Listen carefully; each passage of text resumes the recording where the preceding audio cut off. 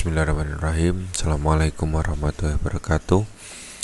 Baik, kita mulai untuk praktikum yang ketiga untuk pemrograman berorientasi objek, masih menggunakan Java.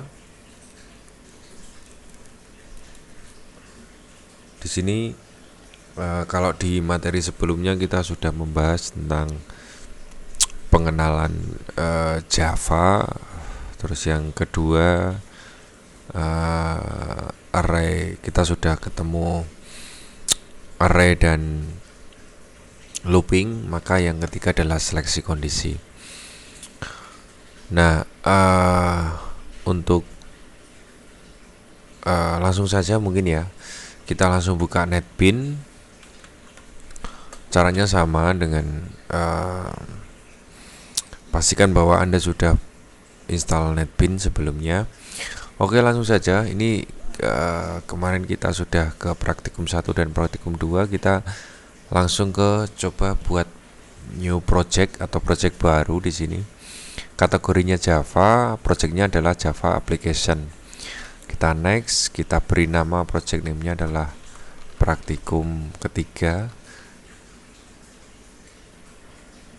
Project location-nya disesuaikan dan project foldernya. Terus di sini create main class praktikum 3 biar nanti ketika kita buat pertama kali langsung ada kelas yang sudah terbentuk. Kita klik finish. Maka di sini akan muncul kelas praktikum 3.java. Ini nanti scriptnya akan taruh sini. Kita buka modulnya. Yang pertama kita menggunakan if, berarti dari sini kita copy, kita pastekan di NetBeans di sini. Nah, ini masih error seperti biasa. Ini penamaan kodenya. Untuk tipe data itu i-nya adalah kecil. Saya rapikan dulu biar lebih enak untuk dibacanya. Oke, ini masih salah. Oh ya, ini adalah petik.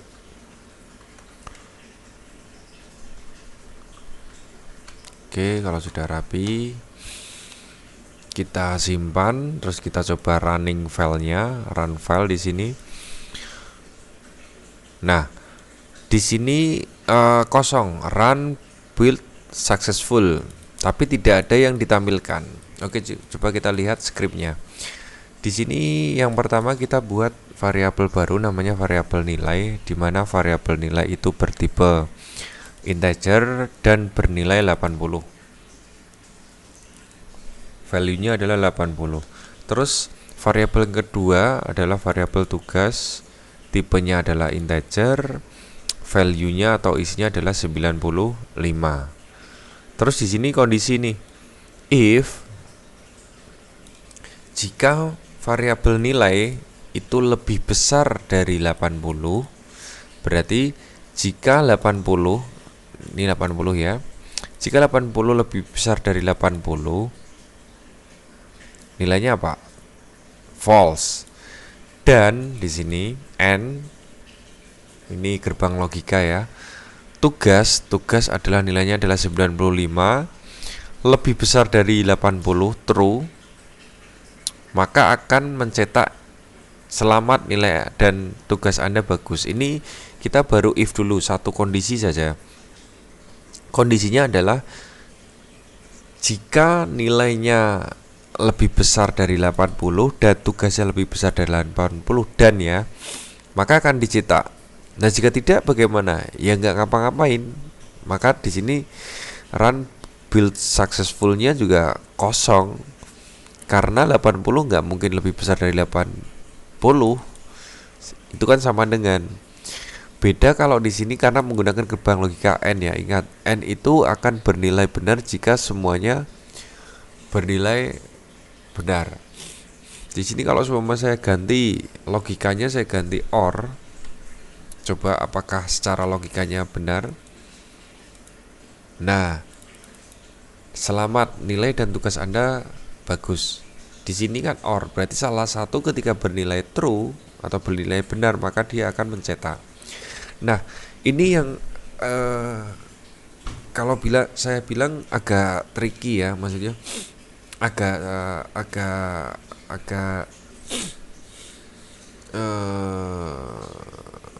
agak sensitif dalam arti begini. Error itu ada dua, ada error kode dan ada error logika. Nah, ketika kita menggunakan dan di sini dan and itu tidak error kode, tetapi error logika karena kondisinya cuma satu nih. Nah, ini yang saya bilang bahwa di materi looping dan seleksi kondisi, di mana ini dari sebuah pemrograman adalah terletak pada looping, pengulangan dan kondisi. Nah, ini yang saya sebut. Ini tidak error secara sintaks, secara skrip tidak error, tapi secara logika error karena kondisinya hanya satu. Ketika kondisinya satu berarti ya selesai, nggak ada apa-apa dan tidak informatif. Nah, ini yang saya sebut error logika. Beda kalau seumpama di sini dengan gerbang logika yang sama menggunakan AND, di sini saya kasih tambah 1 saja 81.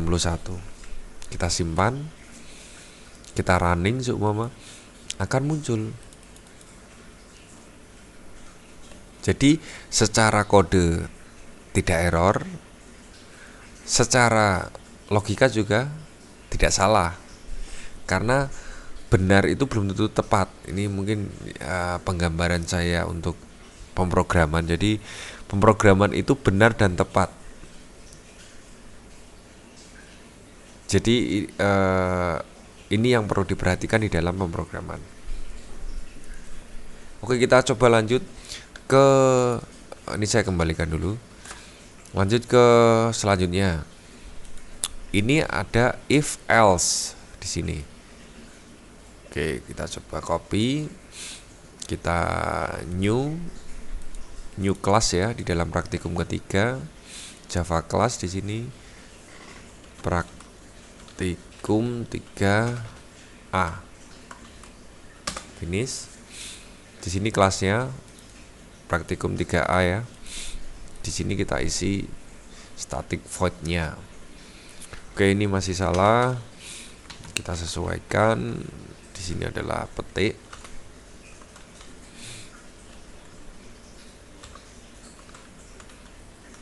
Else-nya E-nya kecil. Petiknya juga karakter.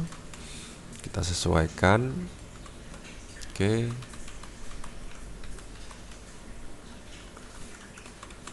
Saya rapikan dulu kodenya.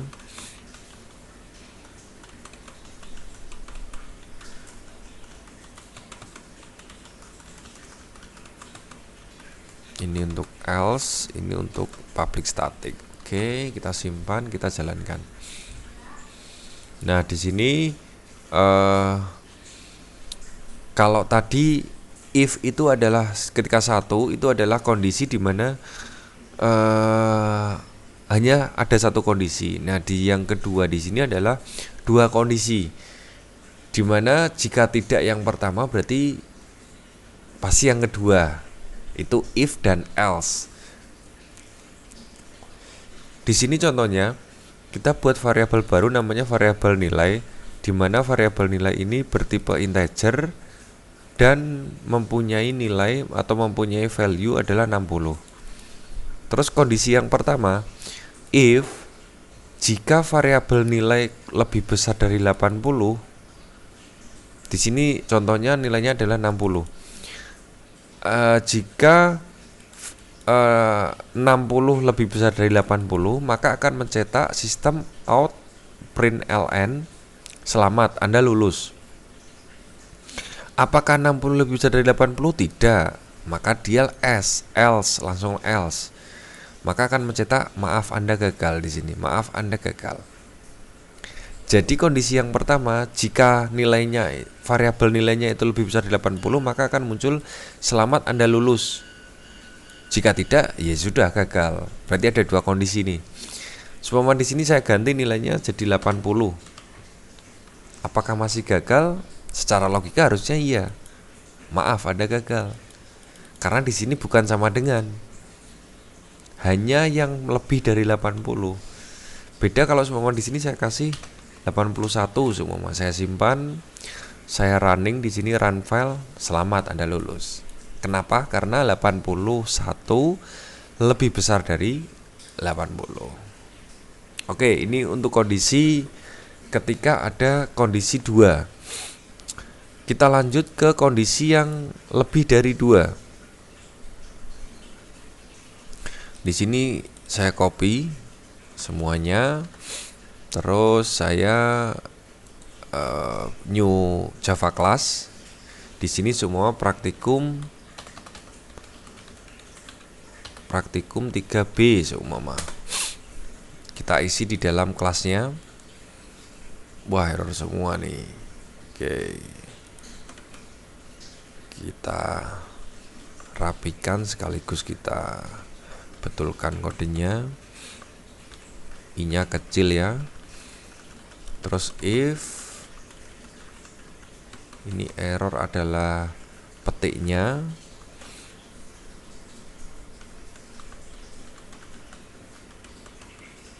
Terus else di sini E-nya kecil. Ini juga petik. Masalahnya di petik. Oke. Terus else-nya juga E-nya kecil. Ini juga petik masalahnya.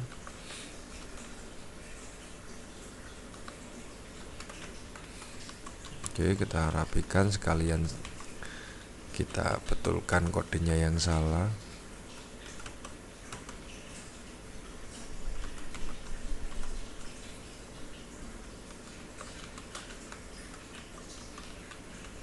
Oke, sudah. Ini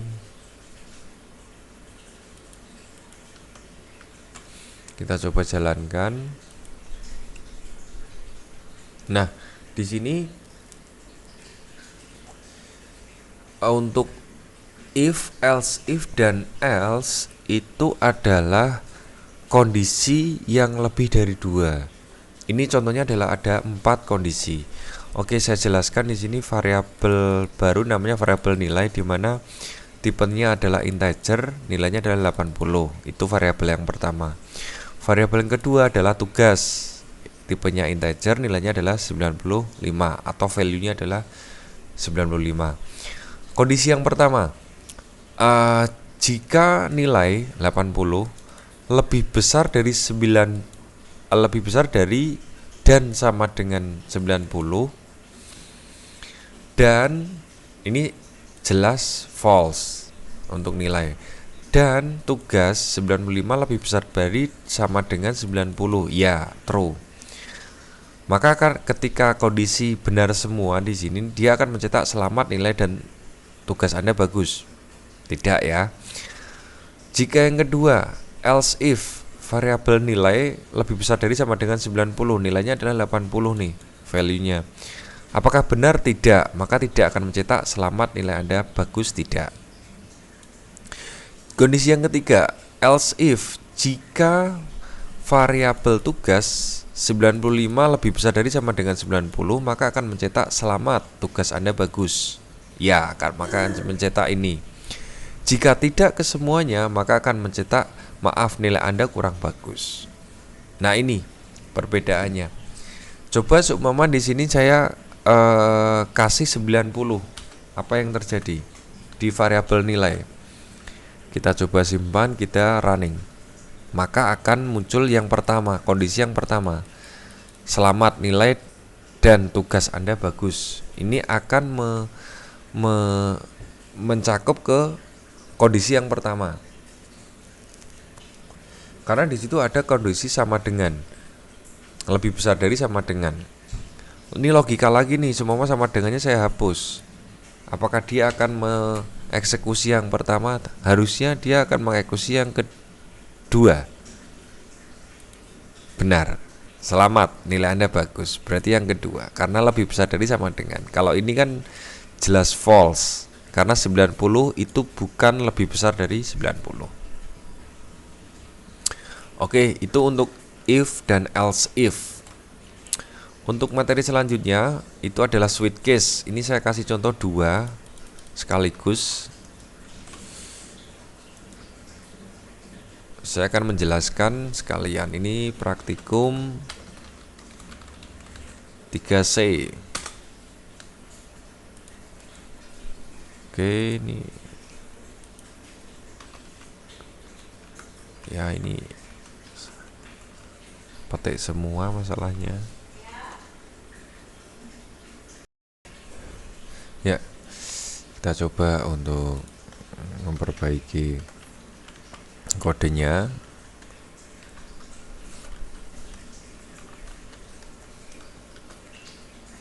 Jadi memang untuk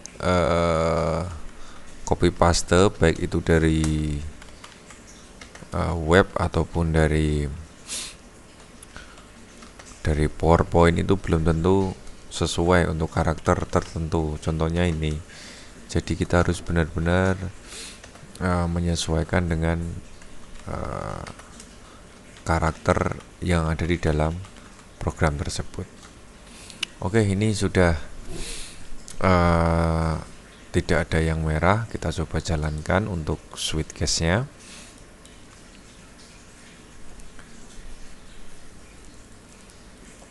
Nah, di sini akan muncul isi dari variabel nomor adalah 2. Di sini kita deklarasikan bahwa variabel nomor itu bertipe integer dan bernilai 2 atau value-nya adalah 2. Kita switch, kita kondisikan ketika case isinya yang isi di dalam variabel itu adalah 1, maka akan mencetak isi dari variabel nomor adalah 1. Break. Ingat untuk teori break di dalam switch case itu ada penjelasan saya di materi percabangan atau seleksi kondisi di dalam teori PBO atau pemrograman berbasis objek. Terus jika case-nya adalah kedua, nomor variabel nomor adalah isinya adalah 2, maka akan mencetak isi dari variabel adalah nomor 2. Break. Terus jika 3, maka akan muncul variabel nomor akan dicetak isi dari variabel nomor adalah 3. Nah, defaultnya itu adalah isi dari variabel nomor adalah lebih besar dari 4.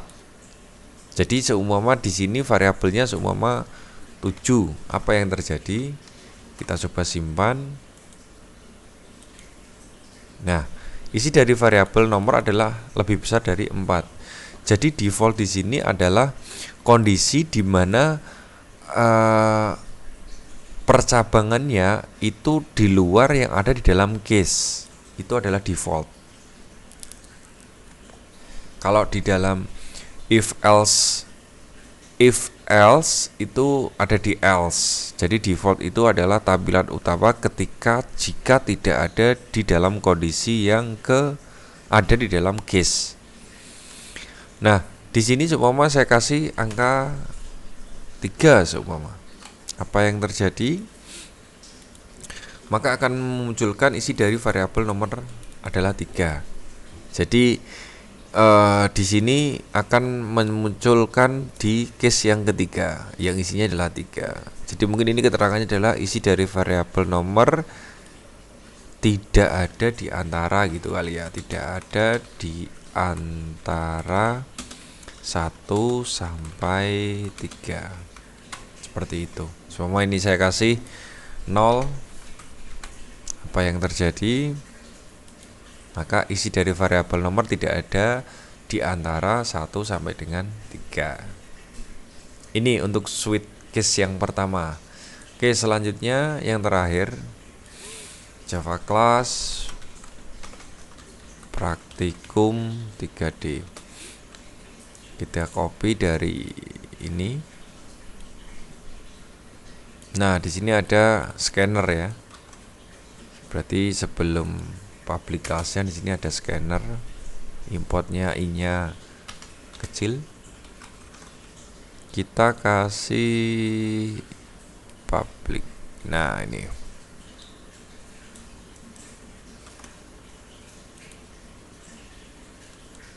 Nah, oke, sama ada beberapa miss di beberapa karakter di sini, petik terutama ya. Saya copy aja biar cepat.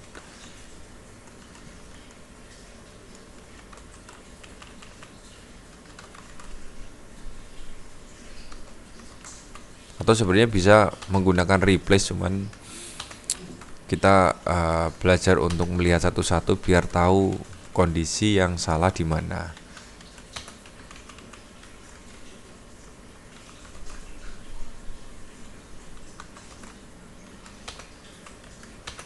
Di sini petik. Oke, dari atas dulu aja. Scanner input.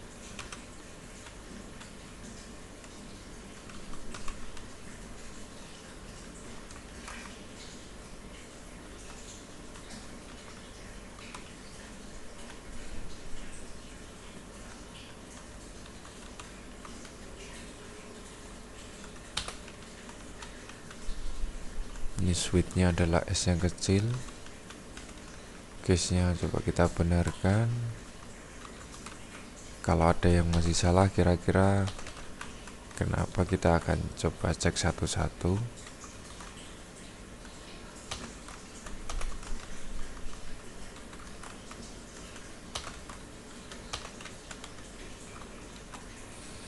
Switch hari, oke.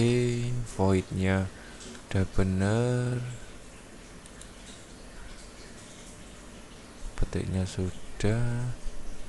Ini masuk ke switch hari, oke. Ini undefined. Coba kita jalankan main language. Oke, ini mungkin kita coba lihat yang di yang pertama. Ini ada input util, scannernya besar, ya benar. New scanner system in nya coba saya copy mengacu ke ini. Nah, ini sudah enggak, harinya masih ada yang salah, nextnya kurang T ya. Nah, begini, ini sudah oke. Kita coba jalankan untuk praktikum yang 3D.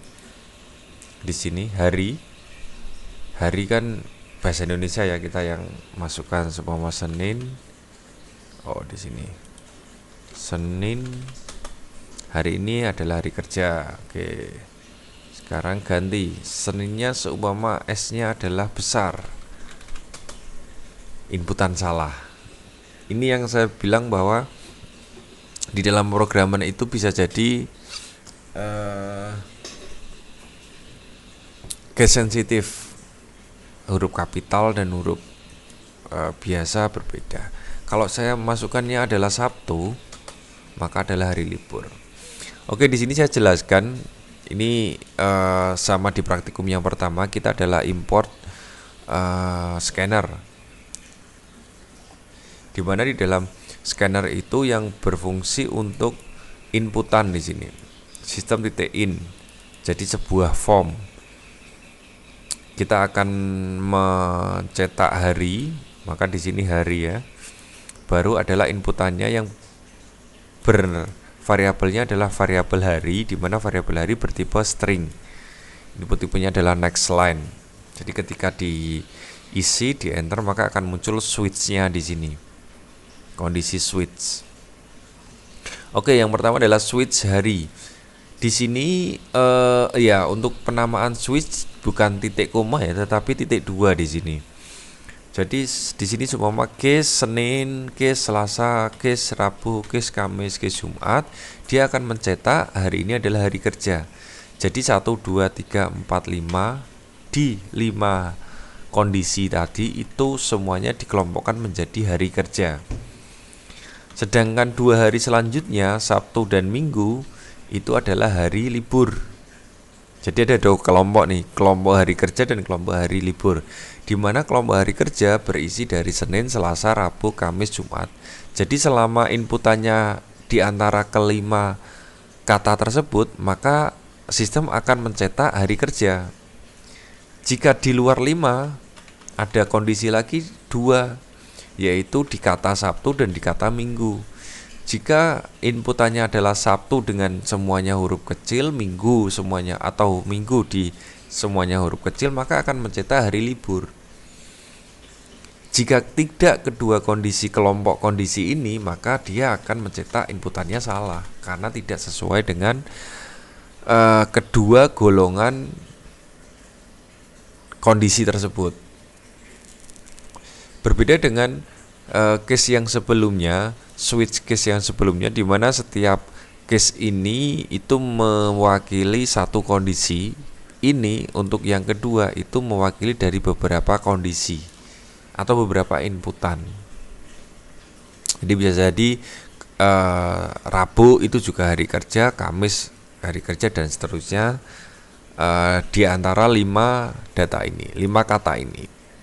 Jadi harus sesuai. Bahkan ketika tadi saya mencontohkan semua ini, saya run lagi, saya mencontohkan semua Rabu, R-nya besar, R-nya kapital, mohon maaf.